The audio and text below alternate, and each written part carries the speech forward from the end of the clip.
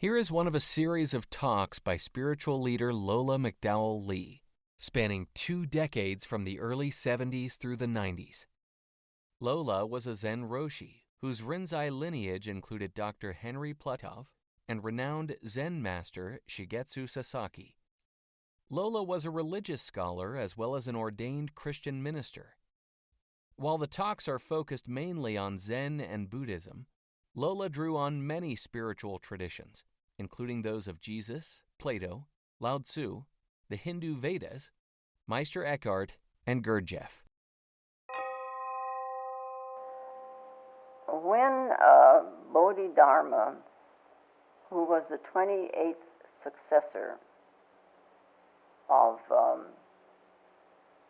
Buddha, went to China, he found there was a religion existing which is Taoism.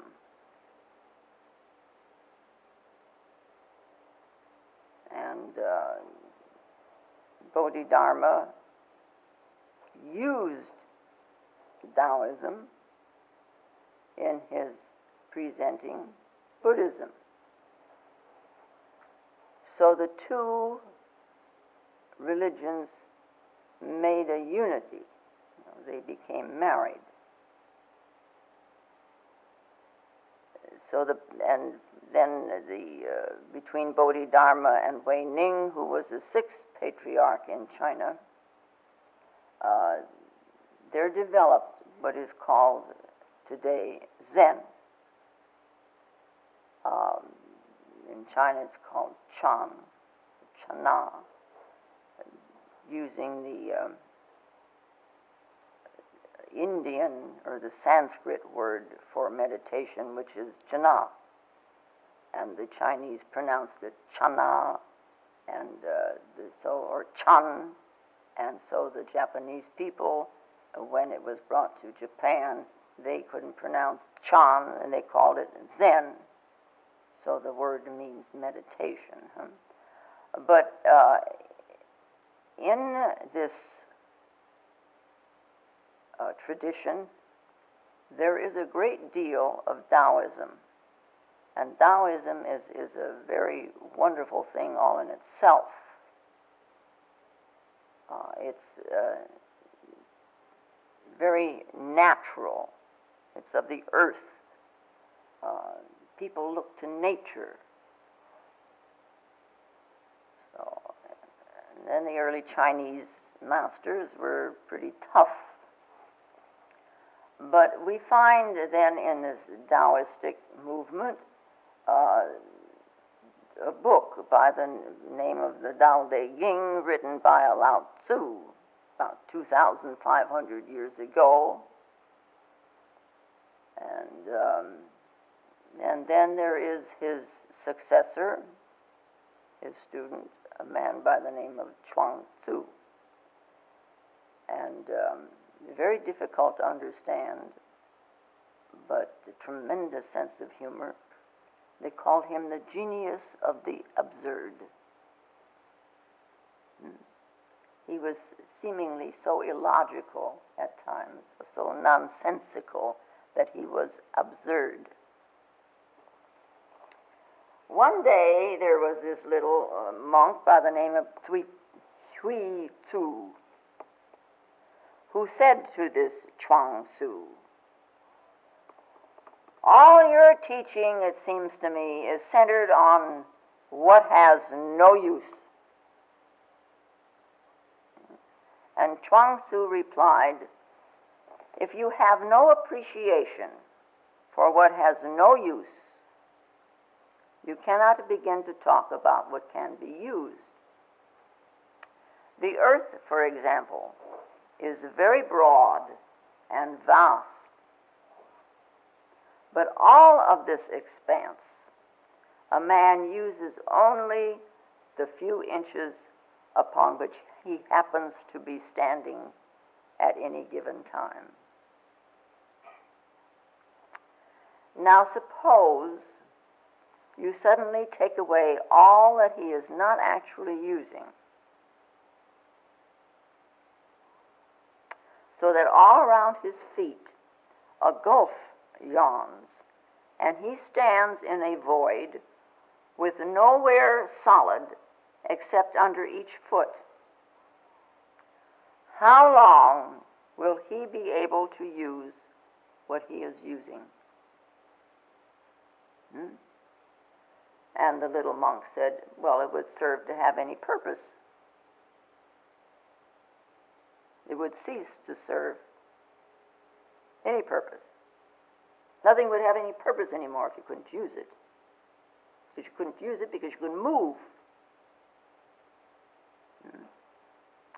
And Chuang Tzu then says, well, this shows the absolute necessity of what is supposed to have no use. Now, there are times when we find ourselves in some confusion because life doesn't seem to be very logical. It doesn't go 1, 2, 3, 4, 5. It skips around. And not only with this logical of skipping around, but the opposite view does not always remain the opposite view. You meet someone that instantly you don't like, and then you have this image of that person, and then all of a sudden you find out that this person does do some very wonderful things, some very kind things. See, and it doesn't fit with your image. Now what are you going to do with this? It's confusing. Or you meet someone that you like very, very much, and then you find out that they do some things that you don't like. And now what are you going to do? Opposite view should remain opposite. It should remain opposite, but it doesn't. No. We have in these opposing points of view, here and here, what Aristotle called the law of the excluded middle. There's all this nothing in between, this which we won't even look at most of the time. And in this, if we bring it all together, we want to say, well, left isn't right, and right isn't left, night isn't day, and day isn't night. You know, that's how we want to think, because that's logical. But life itself implies always the opposite in itself. In life, I mean, in thinking, it's the opposite is the opposite most of the time. But in life, the opposite is not the opposite. In life, it is complementary. And without this complementary, nothing is possible. Left complements right, and right complements left, doesn't it? See? And then you're going to have the sound of two hands.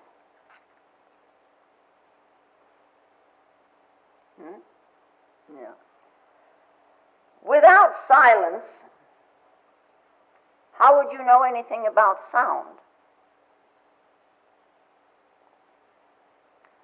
This is a tremendous silence we live in. We don't hear it because the mind keeps chattering and chattering and chattering. And then we are so focused on the sounds that we hear. And the sounds that we hear should make us appreciate the silence more instead of distracting ourselves away from it. But we're focused on the sound, and we forget the silence. But without the silence, there would be no sound. Or you would hear the first sound that you ever heard, and that would be the last sound also. It would continue your whole life. And that would be ridiculous, wouldn't it? because the first sound that you heard was the one of you crying when you came into this world.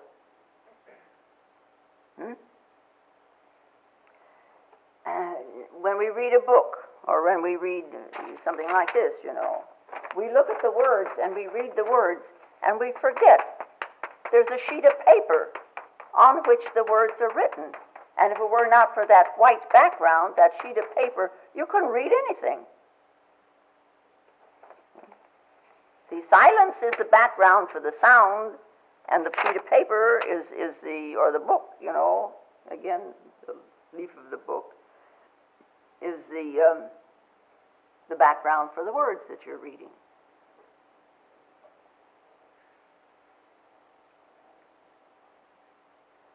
The complementary, the seeming opposite, is necessary.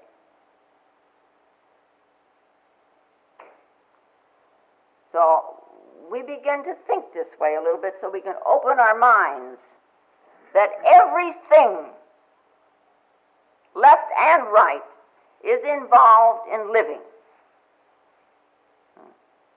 See, we don't keep ourselves pinpointed on our little boxes. This thought is a box, and this thought is a box, and this thought is a box, which limits us,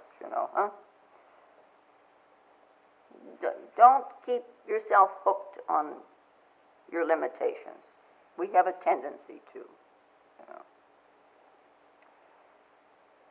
Now, if you understand this, let's say, mysterious process of existence, it is a process of existence.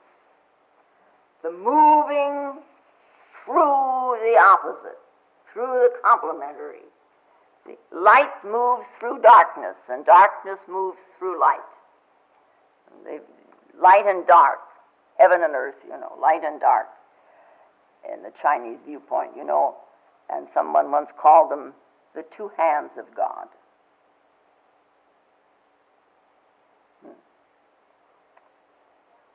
The opposite gives balance. It gives a tone, because it is the background.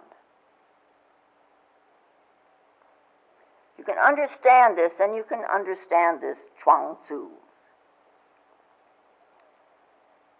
The Taoist tradition is based, in a way, on this complementary of opposites, what we call a polarity, North Pole and South Pole. And then we have all of this in between.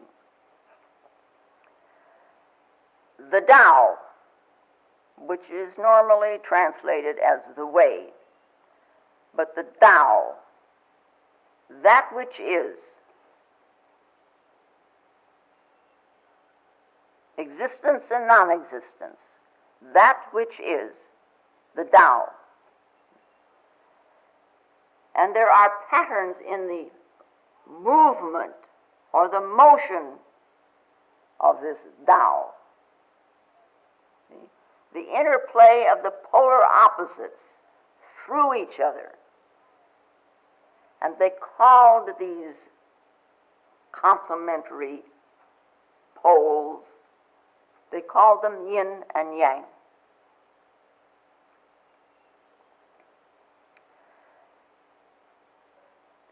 It is the movement of Yin and Yang in Tao that brings about change. This interplay between these two.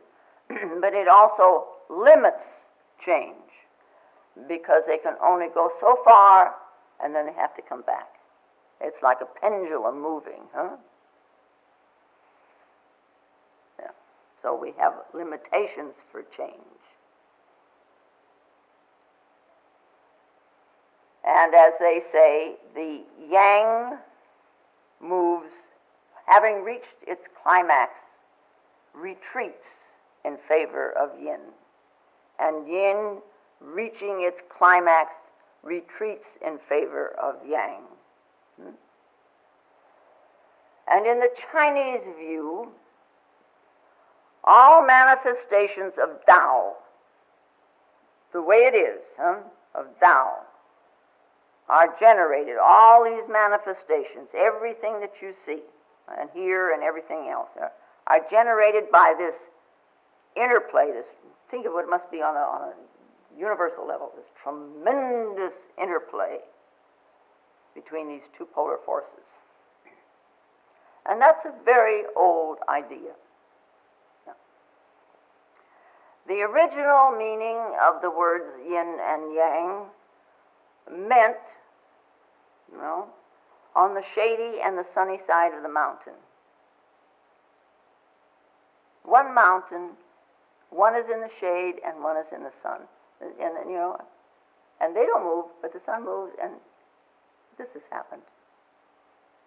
And then this has happened. And then this has happened. It gives us an idea, of the relativity of this concept. That which is now dark, now light, now dark, now light. What it appears, it's still Tao. It just appears this, and then appears that, and appears this, and appears that. It's relative, but it is Tao. Or, if you want to say, God.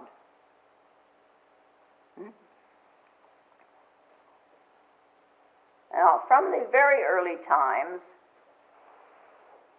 these two archetypal poles of nature were represented not only by bright and dark, or light and dark, but also by male and female. So we have the firm and the yielding, and we have the above and the below. We have heaven and we have earth. Yang is the strong male. It is the creative power, and it is associated with heaven. Whereas yin is dark and receptive, female, maternal element, and is represented by the earth, the roots. In the realm of thought,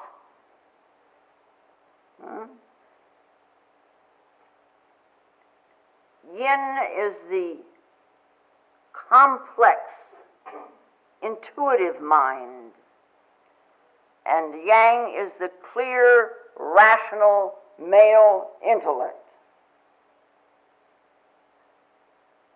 We use our minds these two ways, don't we, with the left and the right brain. See, because don't say that's the male mind that belongs to a man. Don't do that at all.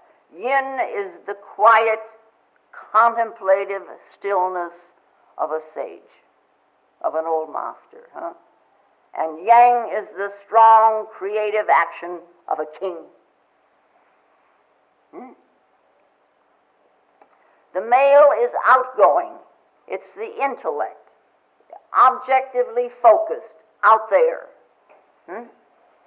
But he has within him this other aspect, the hidden female, which he must come to know to be in balance. And the female, the receptive, has within her mind. We don't say intellect in this instance now, but mind, the male aspect of the woman, which she must come to know to be in balance.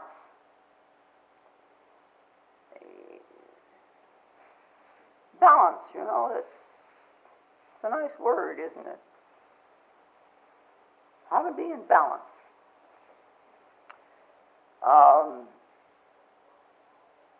If this were a world of all men, disastrous, wouldn't it? Yeah. If it were a world of all women, and wasn't it Philip Wiley once upon a time wrote a book, something about that? It was all women. It was a disaster too. It's an impossible situation. The complementary is needed. We need its attraction. It's a magnet for us. See? It helps to pull you out of yourself, to bring you out of yourself. It is one of the greatest aids that you have in understanding yourself. And when that opposite of ourselves is denied, there is trouble in River City.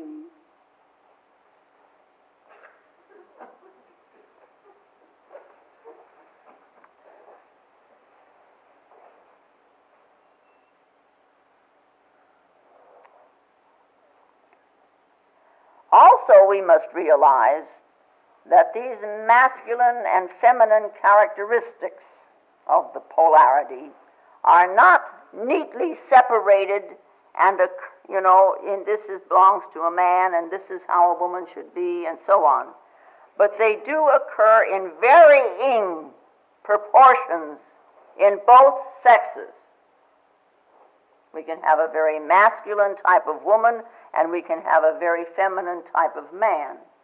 And it's okay. You're not necessarily perverted. It's okay. Huh? All people, said this ancient tradition in China, man and woman go through yin and yang phases. The personality of a man or a woman is not a static entity.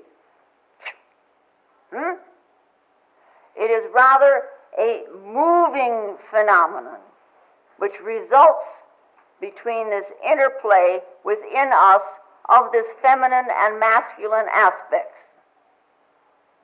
And we should know which one is coming to the fore and which one is receding, and then which one is coming to the fore and which one is receding. However, in the past centuries, our patriarchal society, our patriarchal culture, hasn't allowed for this. We have a rather rigid view. We have had, that all men are supposed to be very masculine and all women are supposed to be very feminine, and we have this old expression, good boys don't cry. And then I guess there was a time when it was okay for a woman just to faint because this was feminine. Yeah. Corsets were too tight and she'd faint every now and then. She had the vapors. Feminine, huh? Well, that's what they called it.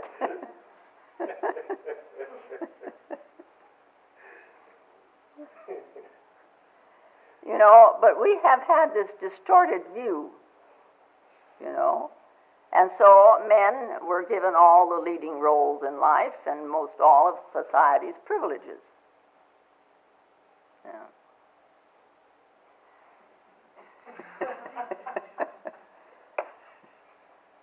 There came along a woman, by the name of Florence Nightingale, and she wanted to be a nurse. She had the devil's own time. They weren't going to allow this.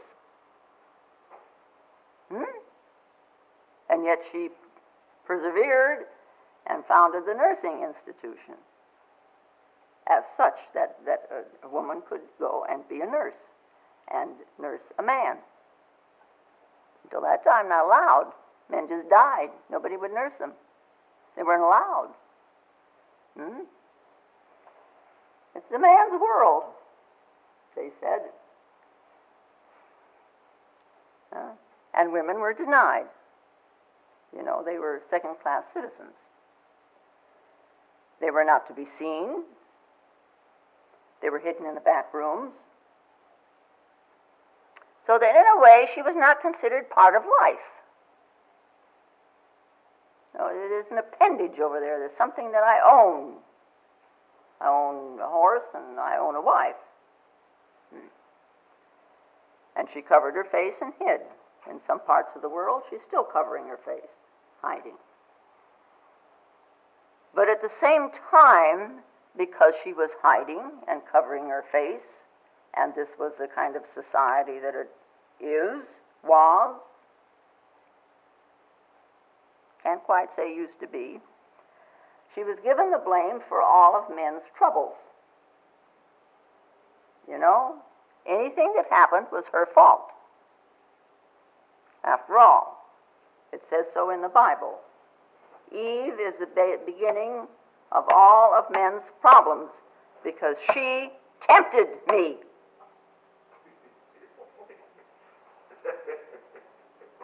Yeah. What a cop-out. As if you didn't eat the apple also. Right?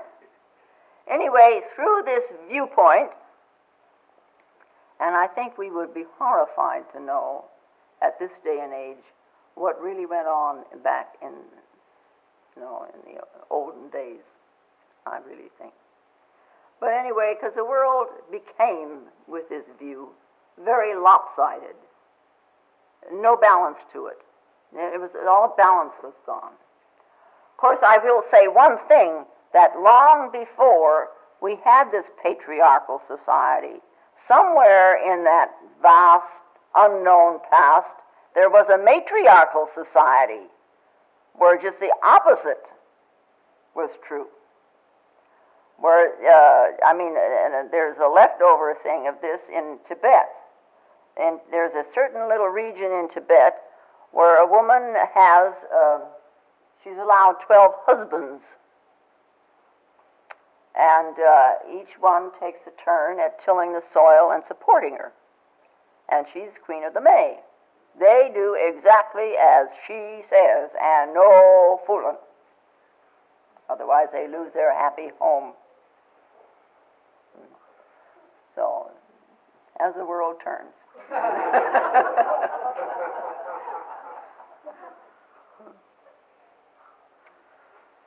Anyway, change is coming about.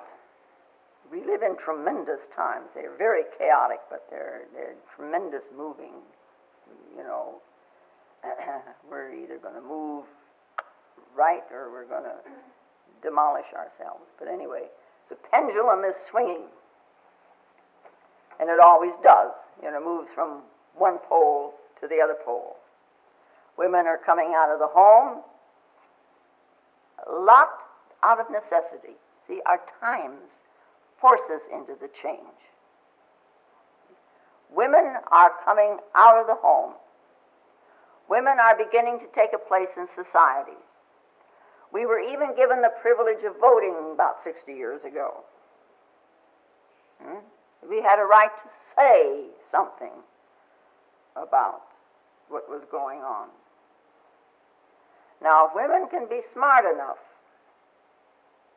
they won't push too hard. You know, just to a place and then just let that pendulum, instead of pushing it all the way up, let it sort of hang useless for a while. And what a difference that would make in this world. Of course, it can't be there forever. It's going to push and be a matriarchal society again. And then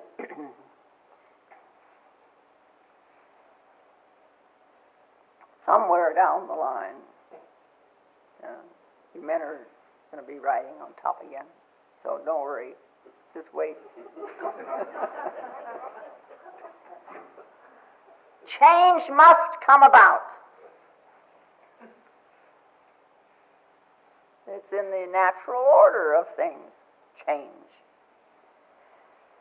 As the Chinese say, in the transformation and growth of all things, every bud and every feature has its proper form. In this we have their gradual maturing and decay, the constant flow of transformation and change. Right? Yeah.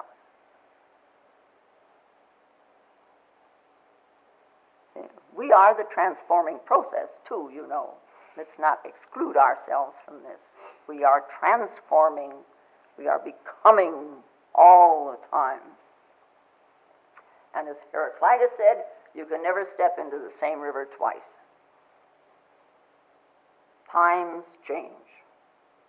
You change. It's not even the same you that steps into the river. Now, in order to know anything a little more completely, we have got to look at both sides. And when we look at both sides, we see that both sides complement each other, and there is now a unity.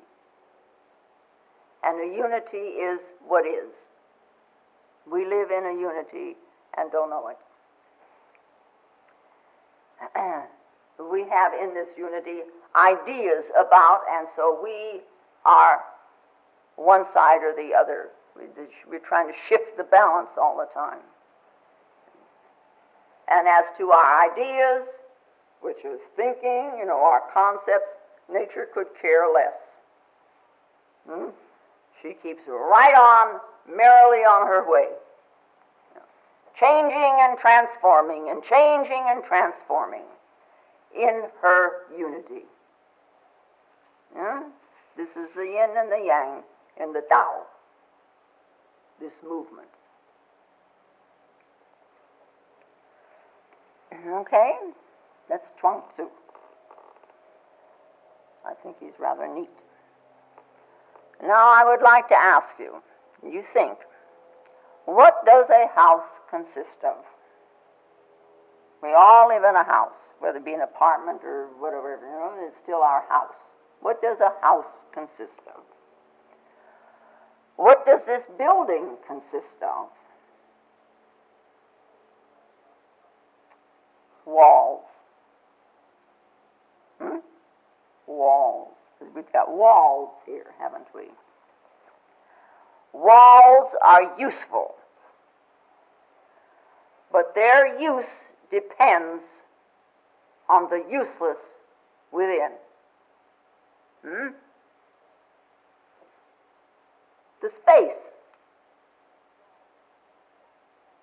You had your walls together like that and didn't have any space, you wouldn't be able to use it. Useless. What is a room? It's space. Of course, we do recognize that space is free. Walls have to be purchased. When you purchase a house, what do you purchase? The walls, the material, the visible. That's what you buy. But can you live in that? Can you live in the walls? Well, the mice could, but we can't. And even they need little room. We need room. We need space. So what is a house? It is emptiness surrounded by walls.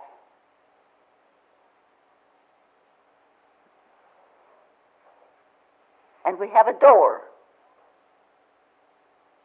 And a door is an entrance. If there are no windows and doors, the sun will never shine in your house. No breeze would blow through to freshen things. The house becomes a tomb. So you keep your eyes open, and you keep your ears open, and you keep your mind open. These are our windows and doors. Not only to the world, but because of how they operate to ourselves. So now a house consists, we have decided, you agreed with me. A house consists of two things. The walls, which are utilitarian, and the emptiness surrounded by the walls, which is useless. You can't sell it. I can't sell the space in here, this emptiness. I can't sell it to anybody. Would you buy it? If I were going to sell you space here, would you buy it? You wouldn't? Because I was about to have an auction.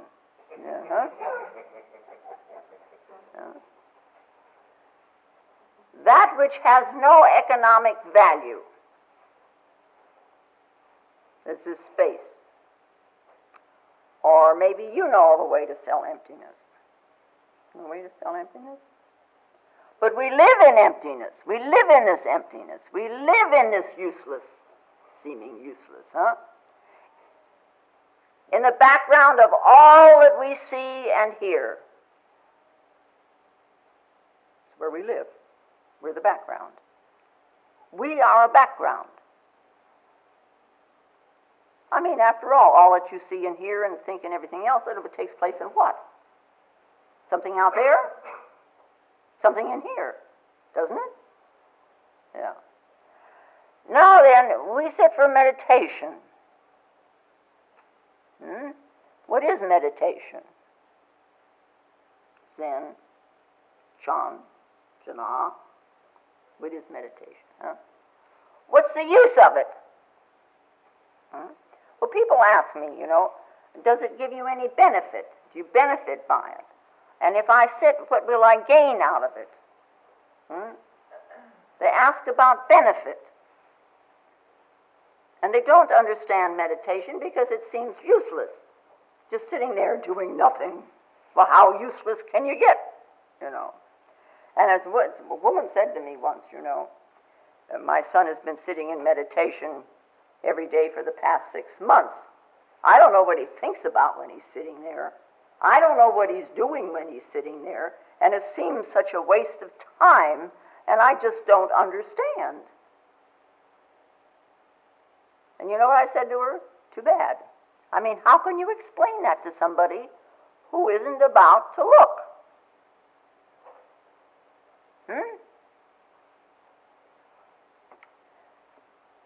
We are commercially oriented. We are result oriented. I think was the last week I talked about we were goal oriented, instead of source oriented. In a way, we don't really do very much just for the pleasure of doing it. Somebody learns to swim, and the next thing you know, he's in a contest competing. That's result-oriented, Or somebody takes up jogging, and, the next thing you know, why, he wants to outrun everybody else, or run longer than anybody else, or whatever. It's result-minded. Let me have some results.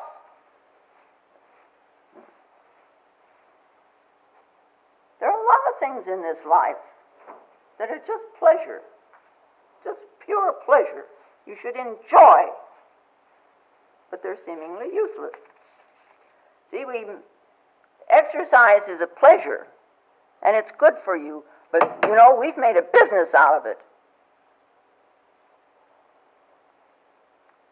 And there are two types of people.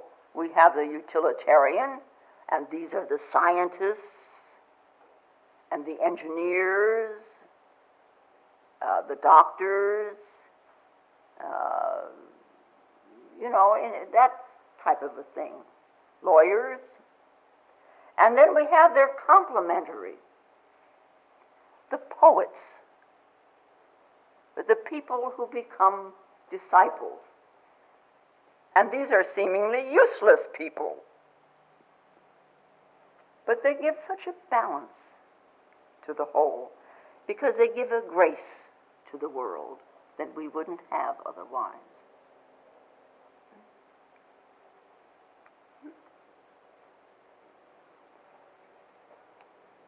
Now, this Tao in which this movement of Yin and Yang take place, Tao itself does not do anything.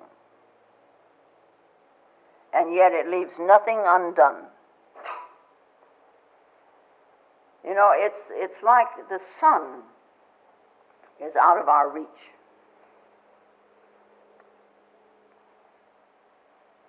And it doesn't interfere with this planet at all. It doesn't interfere. But thanks to its existence, it conditions and it sustains life. Because of it, we have life. As the olden people used to call it, the eye of God. It kept us alive. Now, it doesn't move. We move, The world moves, light and dark, and moves around it. So we have the seasons, It's there. and doesn't move. So they say that this eternal Tao abides motionless within itself. But in everything, I mean, you know, the sun is shining out there, and in its shining, the energy refracting and reflecting here in this atmosphere and on the grass and the flowers, it is hidden in the grass and the flowers, this motionless, and in you and me.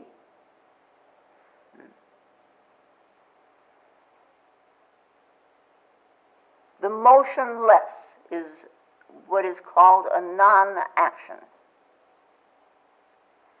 And the world would disappear like that. Should the action of Yin and Yang, through this non-action end.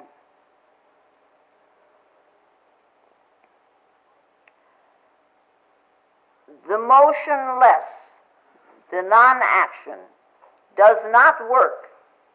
You know, busy work, huh? But there is nothing which does not come about because of it.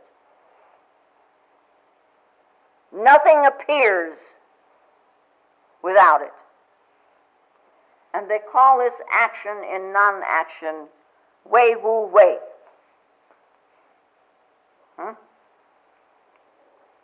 And we can experience this wei wu wei within ourselves as a state. Yeah. And it is not this non-action, wu wei. This non-action is not just sitting and doing nothing. It is not just being passive and allowing anything to happen to you.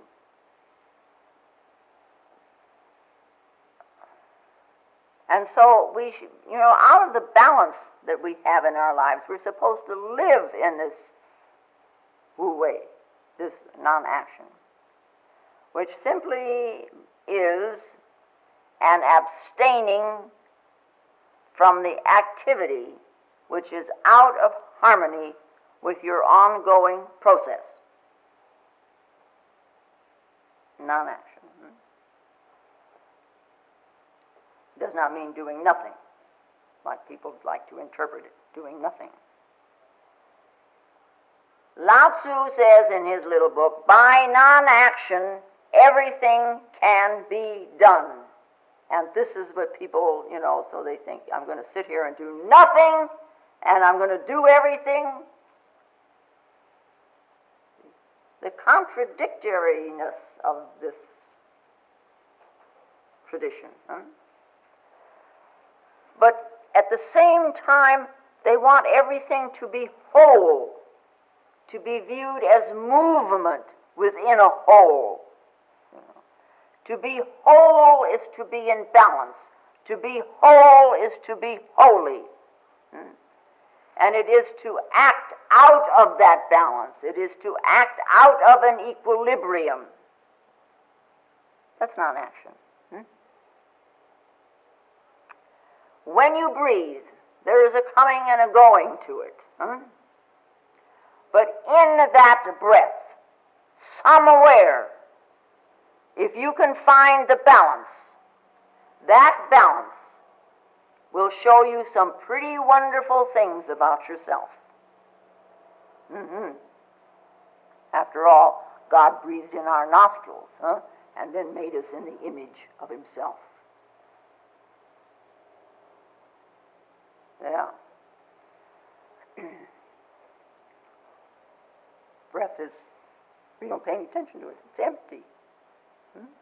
Comes and it goes. And yet it doesn't come and go. It's quite something. Lao Tzu said, the 30 spokes unite in one nave, that is the hub of a wheel, and on that which is non-existent, You know, the hole in the hub, the space in the hub of the wheel, depends the whole wheel's utility. Clay is molded into a vessel, and on that which is non-existent, that is, on the emptiness of the pot, depends the vessel's utility. I'd like to see you use a pot that's already filled up with clay. You can't. It's got to be empty before you can put anything into it. You're going to cook something, you've got to have an empty pot. You want a new idea, you've got to have an empty mind. The useless, By cutting doors and windows, we build a house. And on that which is non-existent, on the empty space within, depends the house's utility. If it were not, you couldn't live in it. You couldn't move in it.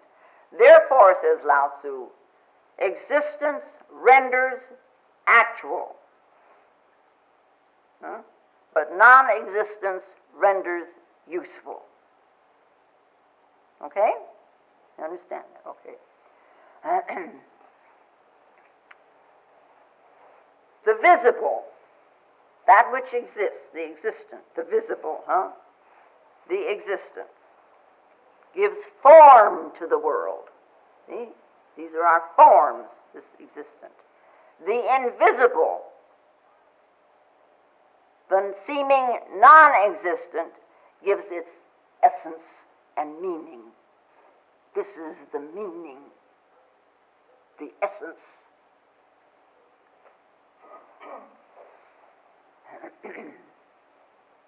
Whatever our senses report, whatever they render to us of existence, is relative. Comes out of this polarity. The non-existence is absolute. It is non-relative. To find this, though, and to recognize this, which we must, we have to go within ourselves. And the search within ourselves is for the essence.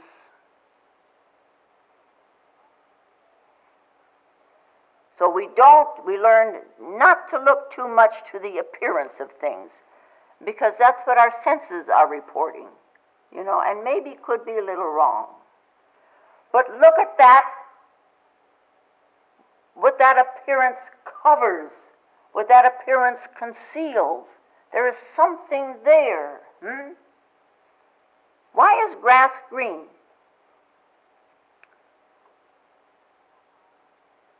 There's a reason why I say grass is green.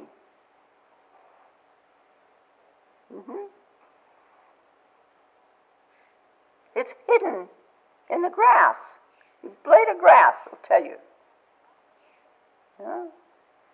So we don't look then to a diversity of forms. We look at one common life which we have. Not at the physical shape of man, but at the spirit shaping them. Not so much at the visible multiplicity, but at the invisible unity. See, shift the viewpoint a little bit.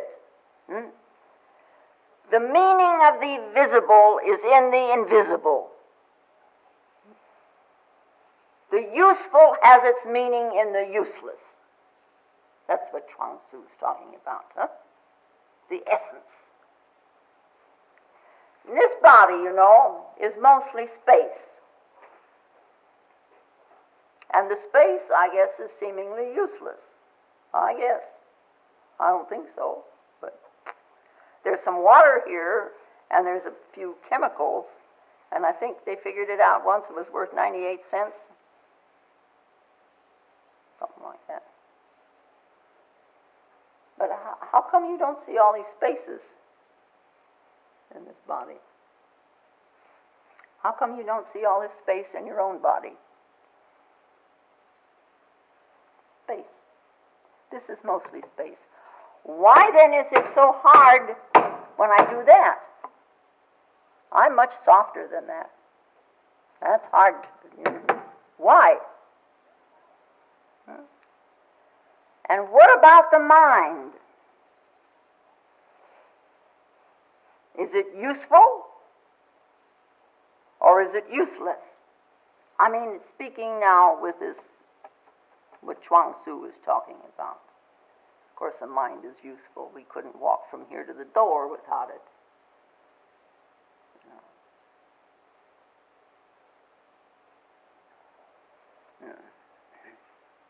You know, after a whole day's work, you go home and you go to sleep.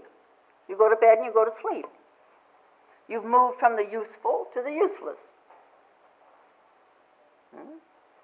And you think along all day about all the things you have to do, and maybe you take a half hour out and sit down for meditation, and you move from the useful to the useless.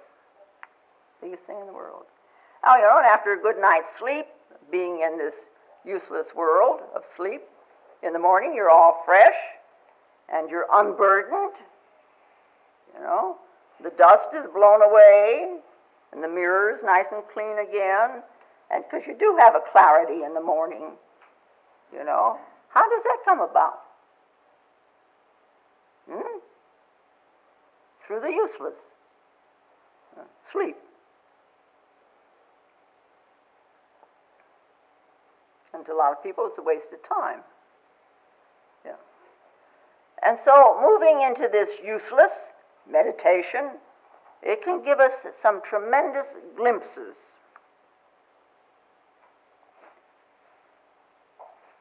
But I'm not doing anything. You just simply moved into this silence. And it's better than sleep, because in sleep you were unconscious, and while you're sitting for meditation, at least you're still conscious, aren't you? Going to sleep, you may have moved into paradise, but you didn't know it, because you were unconscious. You were asleep. Where do you go when you go to sleep? Something happens to this consciousness. And if it were conscious the whole night long, you would find out some very tremendous things. So you practice going within. And once you know the way, you can, at any moment, you know, move within. You're sitting in a bus, which we don't do much of, but they don't need you in a bus to do anything. You know, the bus driver's there and the other people are there and they're occupied with themselves. They don't need you. So you just sit and you close your eyes a little and you move into the useless, into this silence, And all of a sudden, everything gets very still. And suddenly, you are like you have never been before. You are. But you know, this experience has no value in the marketplace. You can't go and sell it. You can't say, I've had a great meditation. Is anybody ready to buy it? No one's ready to buy. See? Great religious experiences are not commodities. They're useless. Yeah? But they bring that which is non-existent into the existent, so that you know both, So that's why they say nirvana is samsara and samsara is nirvana. It's a total, it's a whole, it's a unity.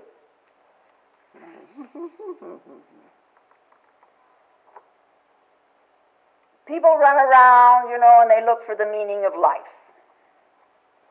I'm living and my life must have a meaning. Meaning comes about when there's balance.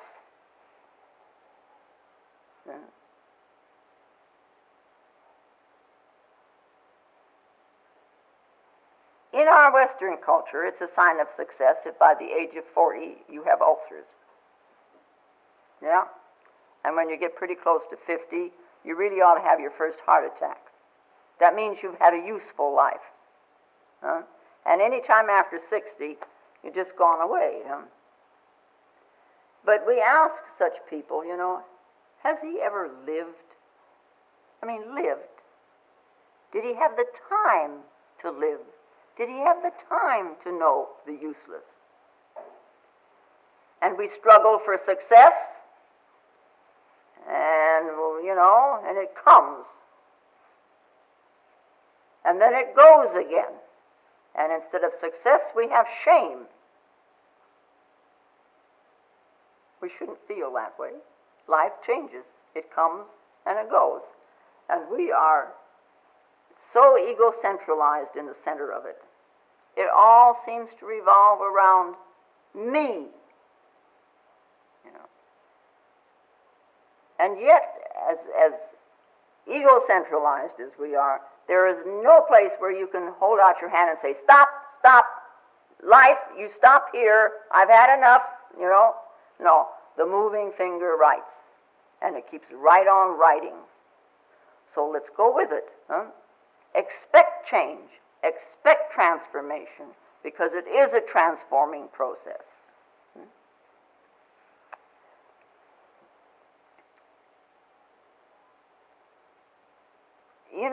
In the long run, a person who has lived a very useful life turns around all of a sudden and feels cheated. Begins to ask, what am I giving? What am I receiving? I've lost a true identity for some very one-sided ideas.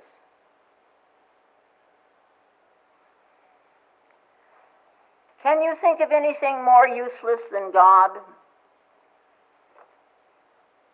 How often do you use him?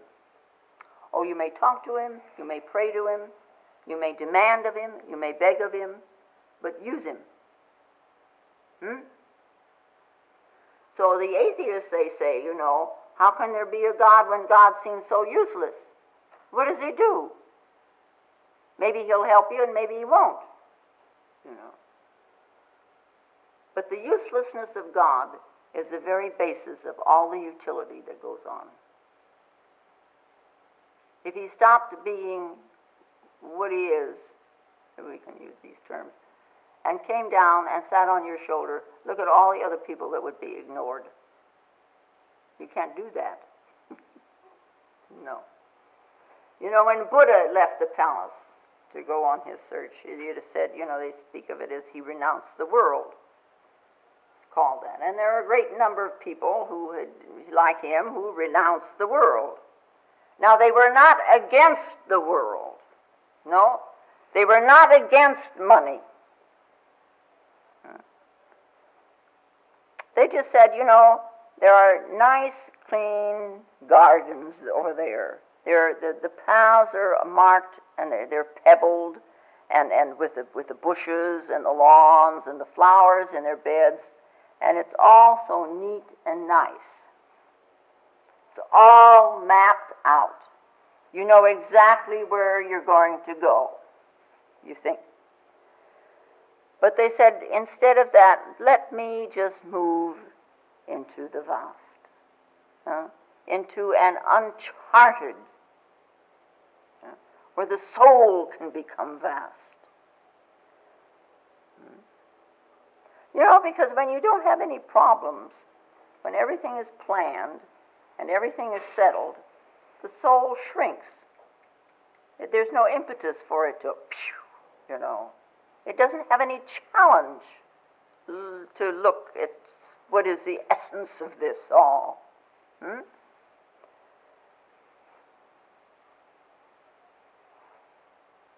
So if we think only of results, you're going to miss.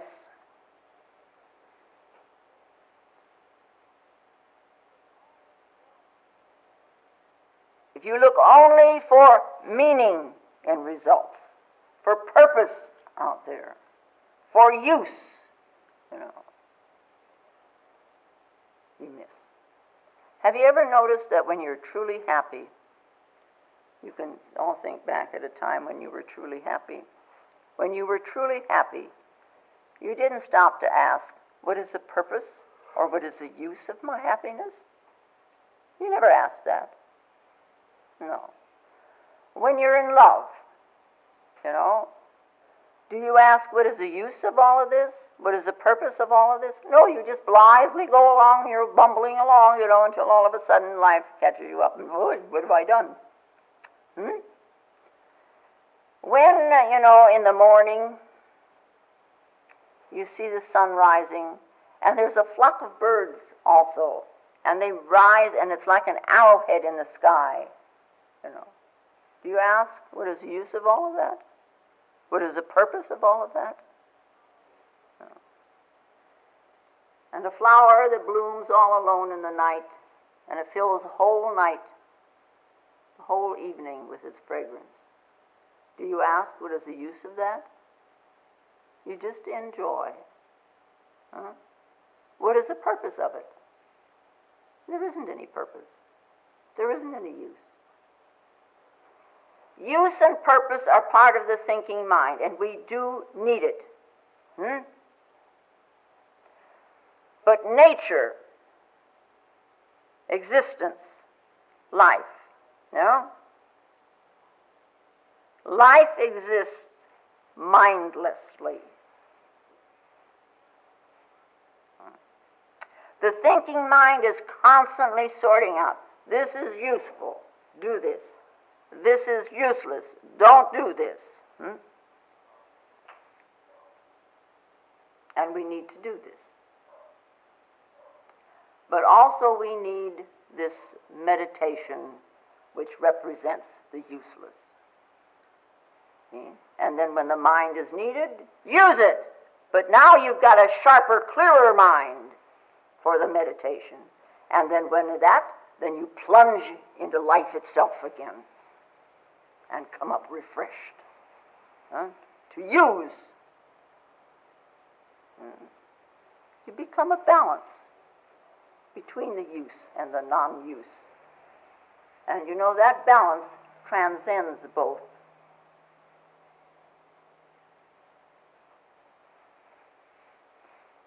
Okay, I'm sorry I kept you so. I didn't realize I was going to drone on for so long.